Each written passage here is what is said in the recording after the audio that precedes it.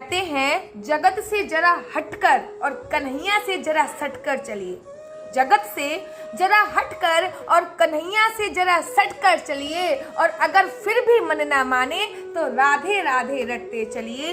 फिर भी मन ना माने तो राधे राधे रटते चलिए। नमस्कार, मैं आशु परिहार। कैसे हो आप सभी लोग? आशा करती हूँ आप सभी मंगल में होगे, स्वस्थ होगे, अच्छे होगे। आप सभी को राधा अष्टमी की लख लख बधाइयाँ।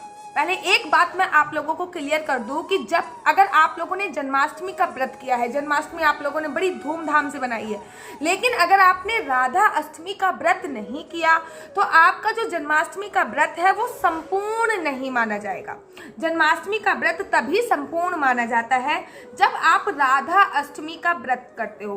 तो राधा अष्टमी के पावन पर्व पर मैं आज आपको बताने जा रही हूँ एक ऐसे संत की सच्ची कहानी, जिसको सुनने के बाद आप कहोगे कि मेरी राधा रानी की तो महिमा अलग ही है। इस राधा अष्टमी के पावन पर्व पे मैं आप लोगों को बताने जा रही हूँ राधा नाम की महिमा कितनी है। महाराज वृंदावन के प्रसिद्ध संत हुए हैं, जो हमेशा उनका एक ही काम होता था कि वो सुबह सुबह नित्य प्रतिदिन उठते थे। सोच आदि से निर्वित होने के बाद उनका सबसे पहले काम होता था वो श्रीमद् भागवत का एक अध्याय नित्य पढ़ते थे। राधा रानी की विग्रह को सामने रखते थे, श्रीमद् भागवत का एक अध्याय नित्य राधा रानी को सुनाते थे।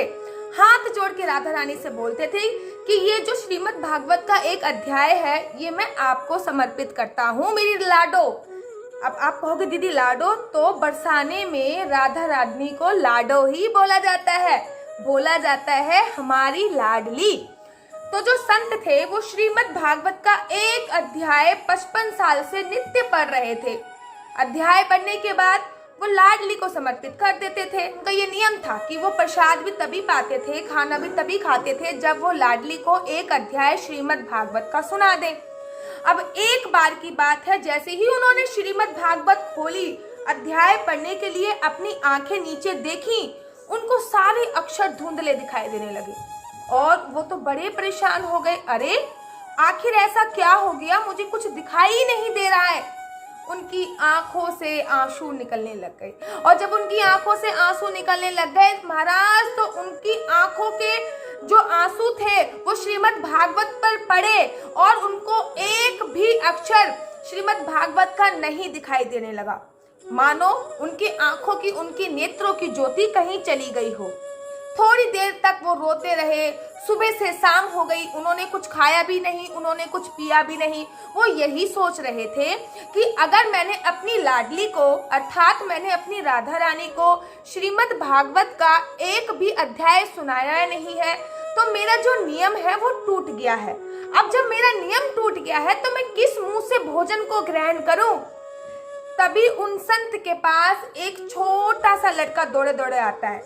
छोटा सा लड़का कहता है, अरे बाबा क्या बात है, क्यों रो रहे हो?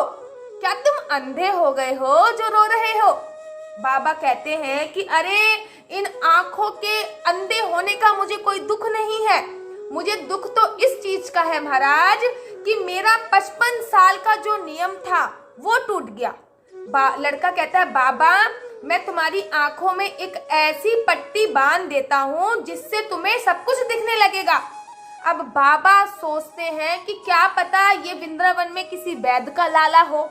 ठीक है, वृंदावन में बच्चे को, बालक को लाला ही बोलते हैं, लाला इधर आ। तो क्या पता वो किसी वैद्य का लाला हो जो ये संकल्प, उसको क्या पता जानकारी हो। वो बच्चा एक पट्टी बाबा की नेत्रों में बांध देता है। बाबा अपने नेत्रों में वो पट्टी बांध के सो जाते हैं। सोने के बाद जब वो उठते हैं, वो देखते हैं उनके नेत्र की जो ज्योति थी उनको सब कुछ एकदम से साफ साफ दिखने लगता है। वो श्रीमद् भागवत लेते हैं और एक अध्याय पढ़ लेते हैं। एक अध्याय पढ़ने के बाद वो बोलते हैं, हे लाडली आज का अध्याय भी मैं आपको समर्पित करता हूँ।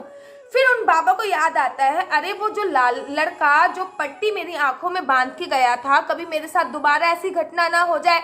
देखो तो उसमें कौन सी औषधि लगाई थी उसने। और जैसे ही बाबा वो पट्टी देखते हैं महाराज, उनकी आंखों से आंसू की एक एक बूंद बहने लगती है। क्यों? क्योंकि उस पट्टी पे कोई औषधि नहीं लगी थी जो बाबा के नेत्रों में लगी थी। उस पट्टी पे लिखा था श्री राधे श्री राधे श्री राधे। बाबा रोने लगते हैं और कहते हैं, हे लाडली मुझे पता नहीं था कि श्रीमद् भागवत का अध्ययन मेरे मुख से सुनना इतना अच्छा लगता है, श्रीमद् भागवत का अध्याय मेरे मुख से सुनना इतना सर्वोत्तम लगता है, ये लाडली मुझे पता नहीं था। ऐसी होती है राधा नाम की महिमा। आप लोगों ने एक बात जरूर नोटिस किया होगा, लोग श्रीधाम वृंदावन जाते हैं, लोग मथुरा जाते हैं, लोग गोकुल जाते हैं, लोग बरसाने जाते हैं, श्रीधाम वृंदावन में तो हमारे कन्हैया जी हैं, और लोग क्या बोलते हैं दोनों हाथ उठा के, राधे राधे। तो आप सभी को राधा अष्टमी की लख लख बधाइयाँ। जन्माष्टमी का व्रत संपूर्ण तभी होता है जब हम राधा अष्टमी का व्रत रखते हैं। राधा अष्टमी वाले दिन मेरा सभी से हाथ जोड़कर करवट निवेदन है कि आप लोग 2 दिए घर के मुख्य द्वार पर अवश्य जलाएं, राधा जी को श्रृंगार का सामान जरूर समर्पित करें, तुलसी माता को एक चुन्नी जरूर समर्पित करें, अपनी लाडली सरकार को, अगर आपके घर पे है जुगल जोड़ी तो अच्छी बात है, अगर आपके घर पे जुगल जोड़ी नहीं है तो आप अपने लड्डू गोपाल को राधा का स्वरूप बनाएं, क्योंकि भगवान श्री कृष्ण जी स्वयं बोलते हैं कि मेरे में और राधा में कोई अंतर नहीं है, हम लोग 2 शरीर एक प्राण है। तो इसलिए आपके घर पे जो लड्डू गोपाल है आप उनको राधा रानी का स्वरूप बना सकते हैं। राधा अष्टमी पर आप तुलसी माता पर एक दिया जरूर जलाएं। राधा अष्टमी पर आप राधा जी का प्रिय भोग अरबी जरूर बनाए, क्योंकि राधा जी को अरबी बहुत ज्यादा प्रिय थी। तो आप सभी को राधा अष्टमी की बहुत बहुत शुभकामनाएं।